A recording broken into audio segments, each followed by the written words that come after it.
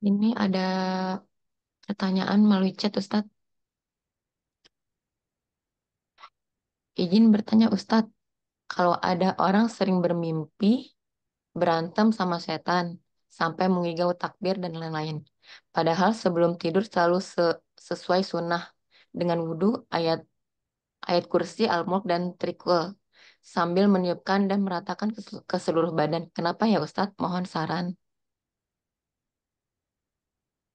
Iya, memang ya bagi sebagian orang ibaratnya si fulan sudah melaksanakan pola hidup sehat, ya. Tapi masih ada keluhan-keluhan fisiknya, ya. Yang begini, yang begitu, ya. Yang alergi, yang itu, padahal udah bagus, ya. Si fulan udah olahraga, ya.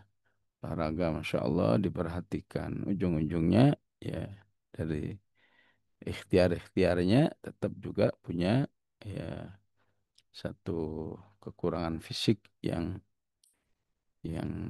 menurut akal nggak mungkin terjadi gitu, ya. Ya. Berarti memang hidup ini, ya, ya nggak terlepas daripada ujian, ya. Ya, maka kita harus pahami usaha-usaha dia untuk sebelum tidur berwudu, sebelum tidur dia udah baca Al-Ikhlas, Al-Ma'awwidhatan, ayat kursi, maka jangan dianggap itu sia-sia, ya. Justru dia bersyukur kepada Allah Subhanahu wa taala, ya. Istilahnya orang-orang yang sehat, yang tidak ada ujian hal-hal seperti itu, ya. Kadang-kadang tidurnya nggak baca apa-apa aja aman, ya. Ya, ya. Tidur tidur aja pules, ya. Saking pulesnya sampai lewat tuh mulai lewat tuh subuh misalnya, ya. Nah, kamu masya Allah, ya, ayat kursi udah dibaca, apa, ya, Rasulullah mengatakan siapa yang baca kursi la yazalullahu alaika hafidh. Berarti selama tidur itu kamu sudah dijaga dari setan. Baca amanar Rasul, man qara'ahu kafatah, kata Rasulullah. Siapa yang baca itu udahlah beres hidupnya, ya. Cukup ya oleh Allah. Tambah lagi qul huwallahu ahad. Tambah lagi qul al-falaq an-nas, ya. Seharusnya udah selesai, ya. Tapi namanya ujian, ya, ya. Ya, ibaratnya orang udah berobat tapi tidak menunjukkan hasilnya, ya. Ya, maka sebelum kita merasa wah ini kok nggak ada, ya, syukuri dulu, syukuri, ya, karena kamu ada ujian seperti ini, kamu jadi merasa wajib baca, ya, ya, baca semua zikir pengantar tidur, ya. Ingatnya jauh lebih lebih lebih jauh lagi, ya, ya. Karena ketika para para ulama itu mengkaji kenapa sih Rasulullah itu kalau tidur, ya, istilah orang sekarang tuh kok ribet amat, ya, ya, ya. Jadi kalau kita ikuti tidur Rasulullah gimana nggak ribet? Sebelum tidur Al-Isra, apa lagi? As-Sajdah, apa lagi? Az-Zumar, ya, Ad-Dukhan, ya. Kalau kata orang sekarang, ini kapan tidurnya ini orang ini? Ya. Ternyata setelah dikaji, ya, tidur itu kan akhul maut, saudaranya mati, ya. Jadi bagi Rasulullah tidur itu adalah detik-detik perpisahan dengan Allah. Dan ini nggak mungkin bisa dipahami kecuali orang yang imannya hidup, ya. Tidur itu adalah detik-detik perpisahan dengan Allah. Saya ingin perpisahan saya betul-betul dalam kondisi amal soleh yang sebaik-baiknya.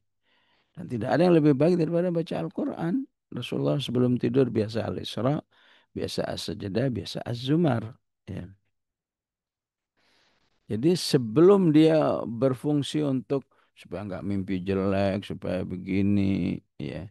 Doa tidur itu aslinya adalah untuk husnul khotimah, ya. Siapa yang menjamin, ya, ya. nanti sebelum subuh kamu bangun lagi, ya. Ya. Ya, ini ada Ustazah Suhartati, ya, salah satu ustadznya bernama almarhum Ustaz Muzammil, ya. Ya, ya, akhir Allah maghfir lahu warhamhu, ya. Kasusnya begitu, tidur nggak bangun lagi, ya. Keluarganya bingung loh. Ini udah subuh kok bangun nggak bangun-bangun. Akhirnya setelah lama-lama sampai sampai jam 7, wah, jangan-jangan udah nggak ada ini, betul nggak ada, ya. Ya. Jadi insya Allah menjadi husnul khatimah dengan berbagai macam kegiatan pengajaran Al-Qur'annya. Ya. Ya, jadi aslinya sebelum masalah mimpi-mimpi itu, ya, doa tidur itu agar orang tuh husnul khotimah. Karena gak mungkin orang berani menjamin saya nanti bangun tuh gak mungkin. Kecuali Allah yang membangunkan. Ya, ya. Ya, jadi kalaupun belum kelihatan hasilnya, tetap aja yakin bahwa insya Allah ujian ini akan berakhir. Ya. Enggak bulan ini, bulan berikutnya, enggak tahun ini, tahun berikutnya.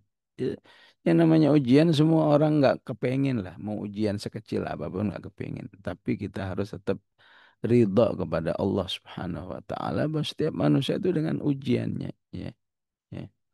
Ya, biasanya orang yang ujiannya seperti ini jangan coba-coba tidur dalam keadaan hadat besar. Wah, semakin serem itu, ya, ya. Ya. Minimal kalau hadas besar, ya, harus wudhu minimal. Kalau nggak wudhu, ya, ya bisa, ya memang udah ujiannya seperti itu. Yang lain ya hadas besar, ya, tidur tidur aja, nggak ada urusan dengan seram-serem itu, ya. Walaupun kalau ada ingat hadisnya bahwa malaikat tidak akan mendekati orang yang tidur dalam keadaan hadas besar, ya. Ya, sabar aja, insya Allah berproses, ya, berproses.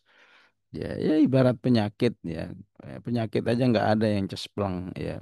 Kadang-kadang berproses juga dalam penyembuhannya. Wallahu alam.